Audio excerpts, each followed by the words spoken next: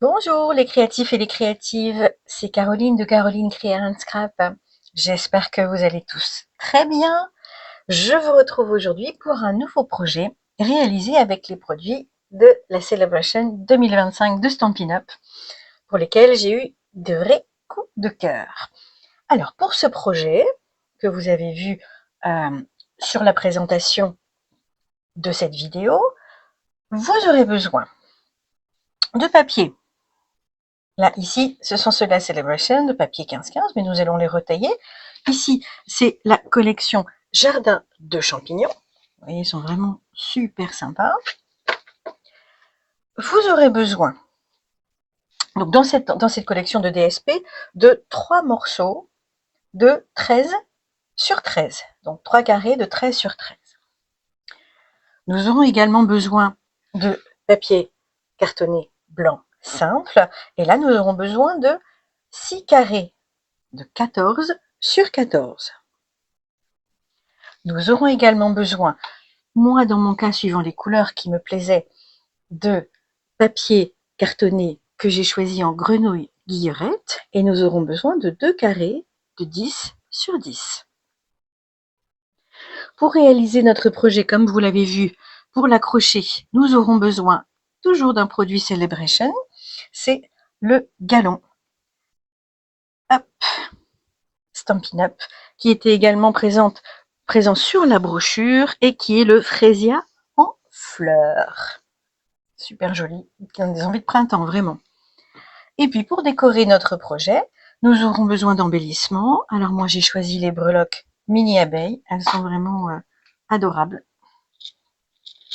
Super jolies, ça donne une petite touche de brillant. J'ai choisi également les pois festifs avec des couleurs très printanières pastel également. Et puis pour décorer notre cadre, notre mobile, je vais utiliser ce que j'ai dans mes affaires, dans mes achats, la collection coccinelle. J'ai aussi utilisé sur l'un des autres modèles que je vous montrerai après les petites abeilles, mais vous pouvez utiliser les décorations que vous avez chez vous, bien entendu. Et je vais coordonner avec le papier Frésia en fleurs, le papier, pardon, l'encre Frésia en fleurs. Nous aurons aussi besoin de tout le matériel indispensable, comme d'habitude pour nos créations, règles, coupe-papier, plioir, colle, outils touche à tout, ciseaux. Et puis également pour ce projet, nous aurons besoin d'un classeur à gaufrage 3D. Donc moi j'ai choisi un que j'avais j'en ai choisi un que j'avais déjà utilisé pour le mois de décembre, pour réaliser mes cartes de vœux, et qui va très bien aller avec cette réalisation dans la nature. Donc voilà, nous allons pouvoir commencer notre projet. C'est parti. Nous allons réaliser le premier cadre sur notre mobile qui en compte donc 3. C'est le même principe pour chacun des cadres, au moins pour 2 principaux. Je vous expliquerai pour le troisième. Donc pour réaliser ce premier cadre, nous allons utiliser l'un des morceaux de papier blanc simple qui mesure 14 sur 14 et nous allons devoir à l'intérieur réaliser une ouverture. Nous allons laisser sur le côté de notre projet une marge qui mesure 3 cm. Donc sur chacun des côtés, 3 cm, 3 cm, 3 et 3. Alors moi, je n'ai pas les poinçons carrés que vous avez peut-être chez vous et que vous pouvez utiliser. Donc je vais me servir de ma règle pour tracer les bordures et je vais ensuite utiliser mon coupe-papier pour pouvoir faire cette ouverture. Donc, à l'aide de mon fond ici quadrillé, je vais réaliser mon cadre intérieur. Donc je marque à chaque fois les 3 cm de étroit pour réaliser mon cadre intérieur. Nous pourrons bien entendu effacer par la suite toutes les traces de nos marques.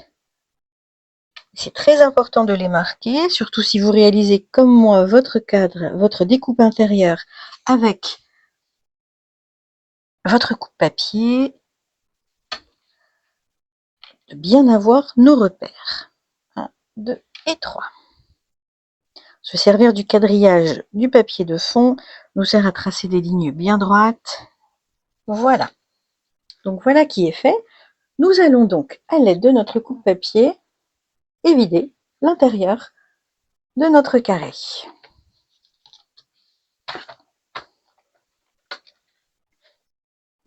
Pour cela, il n'y a même pas besoin de le déplier en fait. Pour cela, nous allons placer ici sur 3 cm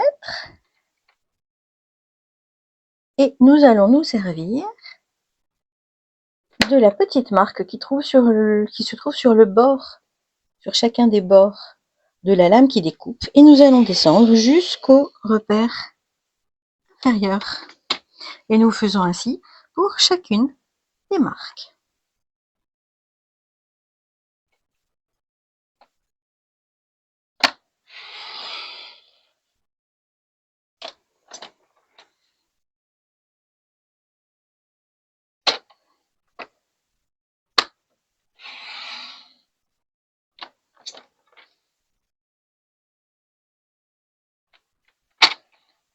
La dernière. Voilà qui est fait. Je mets mon coupe-papier de côté. Et voilà, donc il n'y a plus qu'à ôter le carré intérieur. Je cherche ma gomme et je vais tout doucement effacer mes traces. Donc voilà notre cadre ouvert créé. Nous allons maintenant utiliser notre classeur d'embossage, de gaufrage, pour pouvoir réaliser le joli relief. Donc nous prenons notre classeur avec le bien l'indication Stampin' Up au-dessus. Nous prenons notre cadre que nous venons de découper, nous le positionnons bien droit.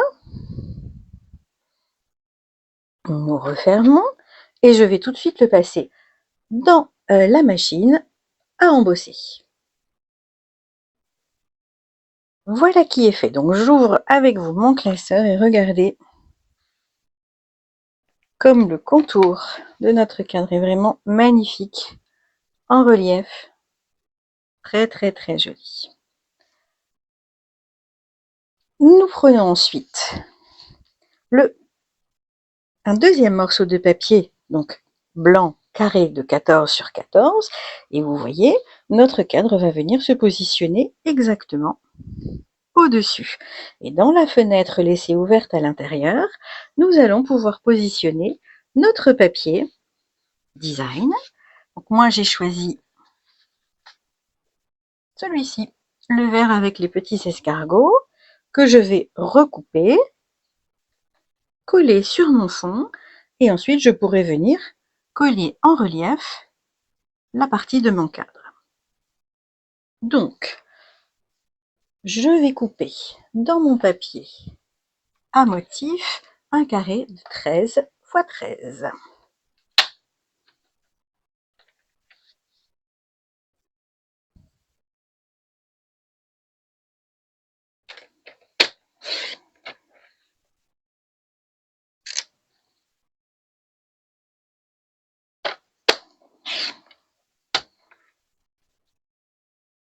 Voilà qui est fait.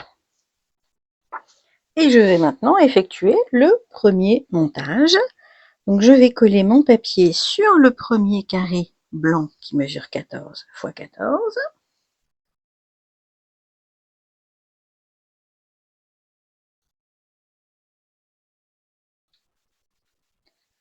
En le centrant correctement.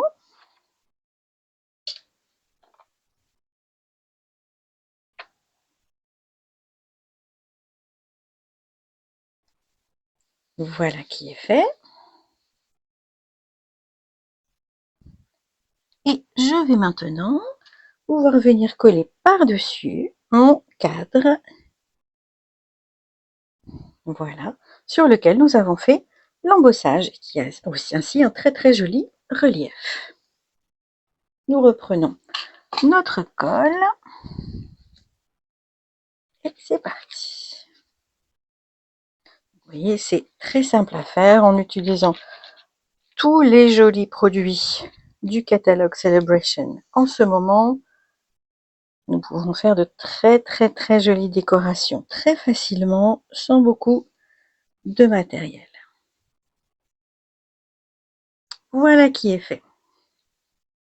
Nous allons ensuite utiliser le papier cartonné de couleur. Donc prenez vraiment la couleur de votre choix. Moi je l'ai choisi assorti au papier. J'aurais aussi pu choisir un papier plus dans les tons tarte au potiron ou plus melon mambo. Vraiment, il y avait beaucoup de choix.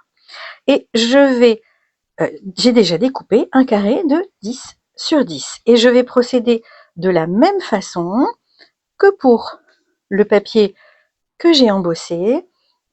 Je vais découper une ouverture à l'intérieur. Et cette ouverture à l'intérieur, je vais procéder exactement de la même façon en traçant mes contours sur mon carré et je vais tracer des marges de 1,5 cm. Voilà, pour pouvoir bien me repérer lorsque je vais utiliser mon coupe-papier.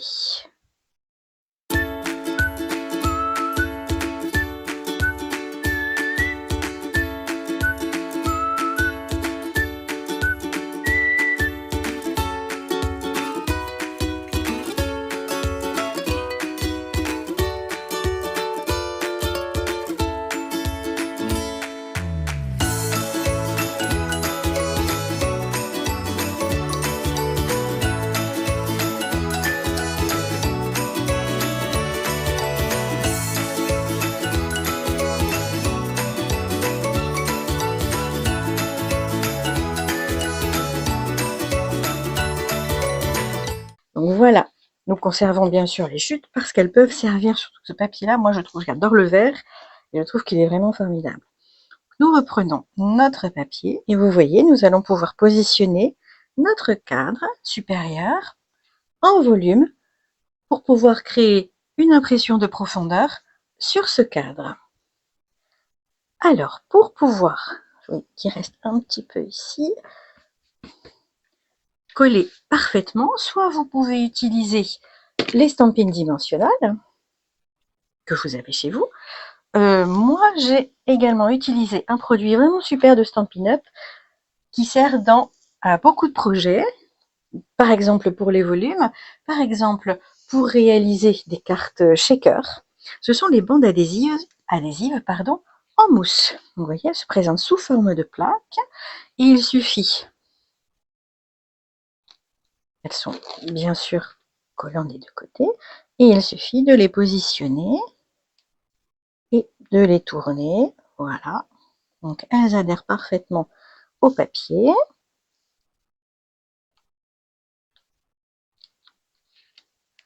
Elles se découpent également très facilement.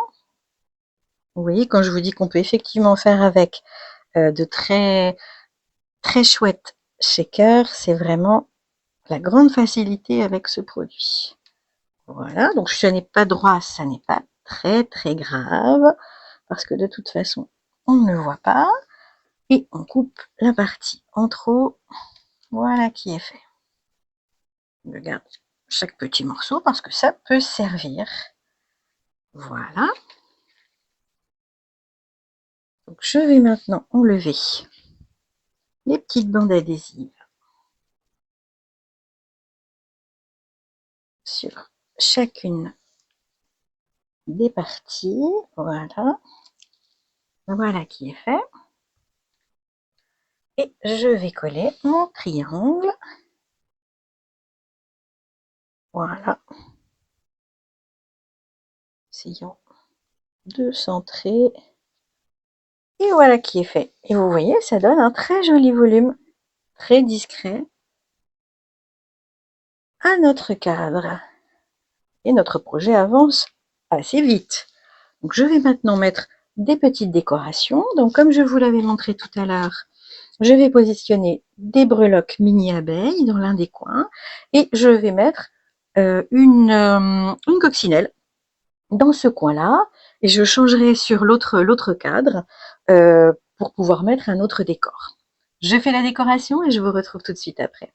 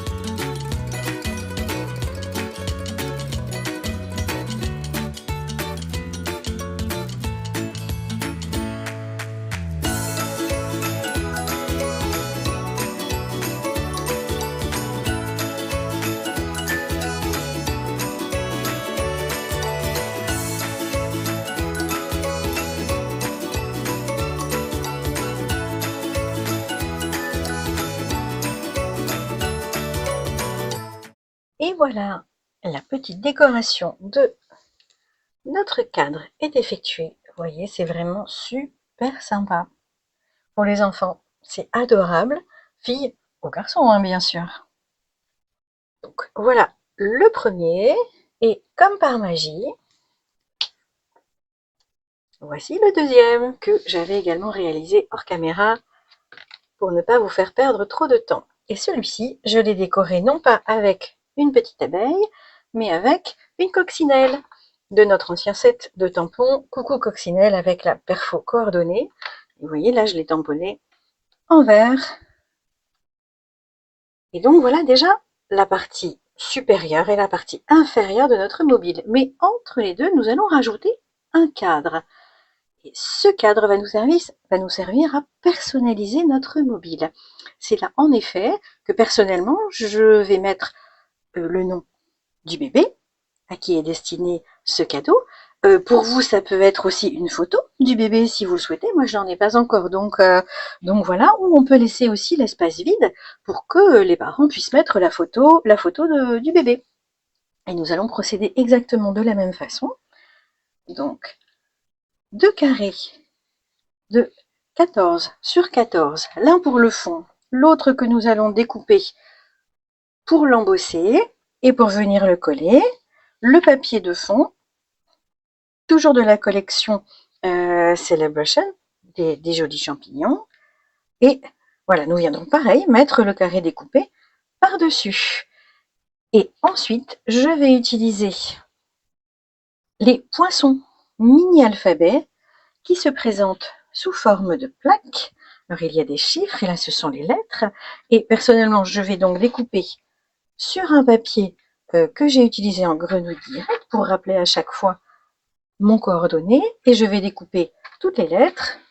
Et moi, il s'agit d'un petit tome, T-O-M. Donc, je vais utiliser T-O-M sur toutes mes découpes. Je vais garder les autres découpes bien précieusement et je les collerai au centre de mon cadre.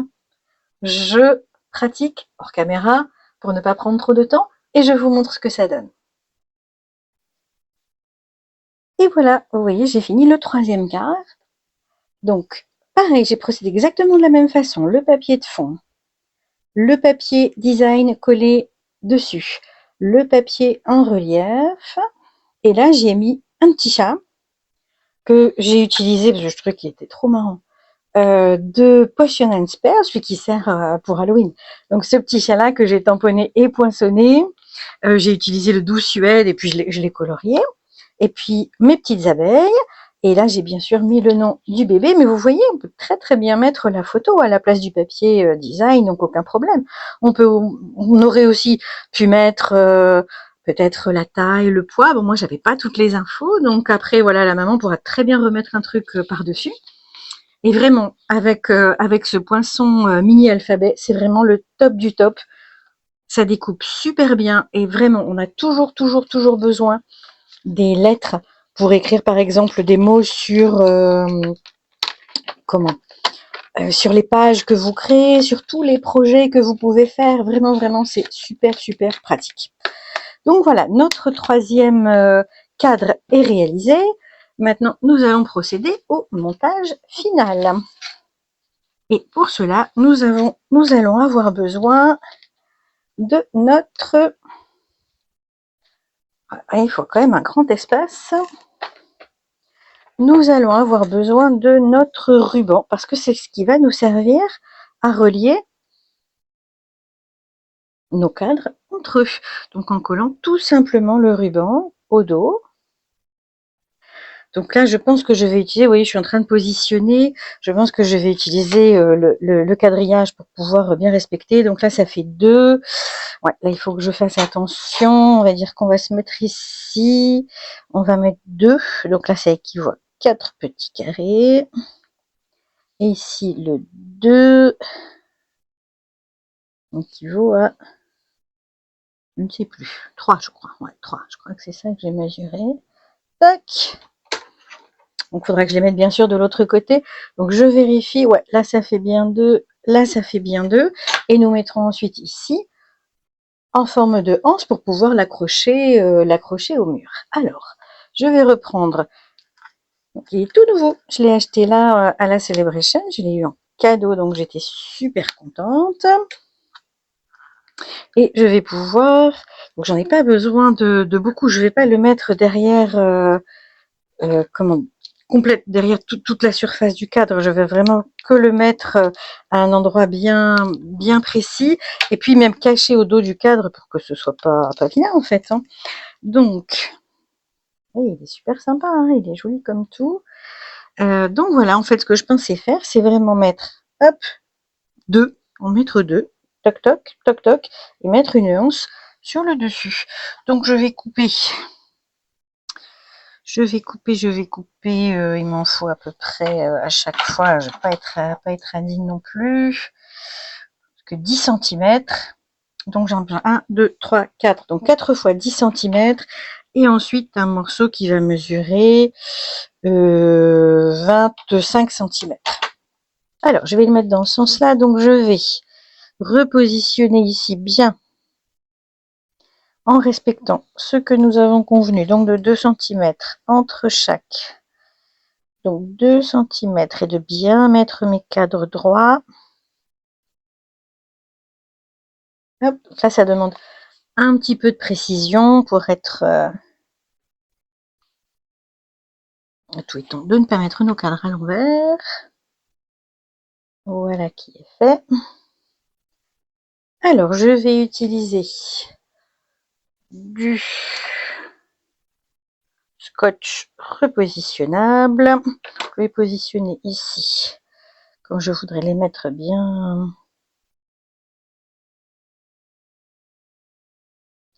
Je vais les mettre trop écartés parce que je voudrais les cacher quand même.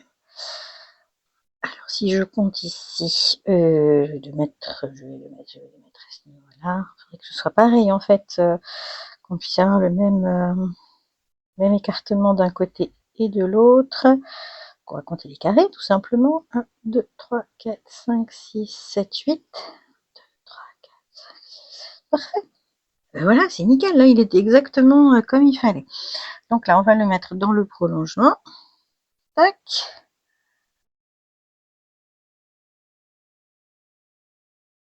Et toc.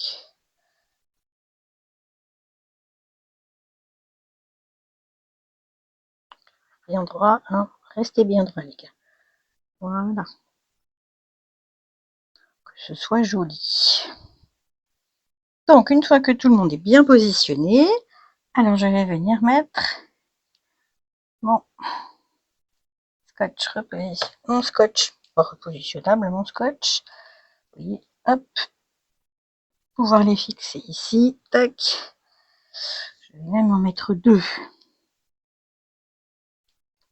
On n'est jamais trop assuré. Tac. Voilà. Et je vais faire pareil, bien sûr, pour le maintenir des autres côtés. Voilà. Alors, si vous voulez pas que ça fasse trop moche, même si de toute façon on verra pas trop l'arrière quand même, moi je vais découper. Je pense que ça devrait être suffisant. Nous allons essayer ensemble, voir ce que ça donne. Tac. Et cacher ici. On voit un petit peu de scotch qui dépasse, mais bon, voilà, on cache et c'est pas vilain. Et puis ensuite, il ne restera plus qu'à mettre, sans se tromper de côté, je vais vérifier. Normalement, c'est ici. Voilà, le haut est là. Donc, je vais faire de la même façon. Donc là, tout tient bien. Hop, on peut tout bouger d'un coup. Et on va le mettre au même niveau. Donc là, ce sera pour faire une petite boucle. Donc c'est pareil, je ne vais pas les mettre trop hautes non plus, mais là on peut les mettre rapprochées pour le coup. Et les centrer par rapport.